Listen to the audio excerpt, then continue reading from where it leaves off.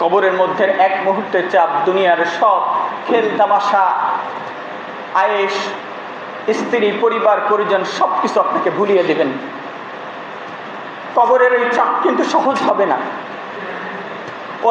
সাকরাতুল মাউত বিল হক যালিকা মা কুনতা মিনহু তাহিদ। কবরের মানুষগুলোর যদি সুযোগ থাকতো আমাকে বলার, কবরবাসী ডেকে বলতো, দুনিয়ার মানুষ তোমরা শুনে নাও, আমি এই কবরে ভালো নেই, এই কবরে আমি ভালো নেই, এই কবরে আমি খুব কষ্টে আছি, এই কবরটা খুবই ভয়াবহ একটি জায়গা, সুতরাং তুমি দুনিয়া থেকে তোমাকে পরিবর্তন করে নিয়ে আসো।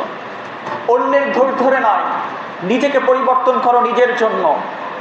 যে দোষী তাকে আল্লাহ তাআলা শাস্তি দিবেন। তুমি যদি কারো উপরে জুলুম করো, তুমি যদি কাউকে নির্যাতন করো, তাহলে তোমাকে আল্লাহ তাআলা শাস্তি দিবেন। আর যদি কেউ তোমাকে করে, তাকে আল্লাহ তাআলা দিবেন। সুতরাং তাকে তুমি বদদোয়া দিয়ে, তাকে দোষ না দিয়ে তুমি তার জন্য দোয়া করো। তার জন্য কি করো? তার জন্য তুমি দোয়া করো। কিন্তু আমরা পারি না, কেননা আমাদের জীবনের প্রতিটি কোণে শয়তান বাসা বেঁধেছে। কি বাসা বেঁধেছে? শয়তান আমাদের হাতছানি দিয়ে ডাকছে আর বলছে যে এই দুনিয়াই সব কিছু। কিন্তু আমার আল্লাহ তাআলা বলছেন ইল্লা মাতাউল গুরুর, এই দুনিয়াটা কি? ভোগের সামগ্রী।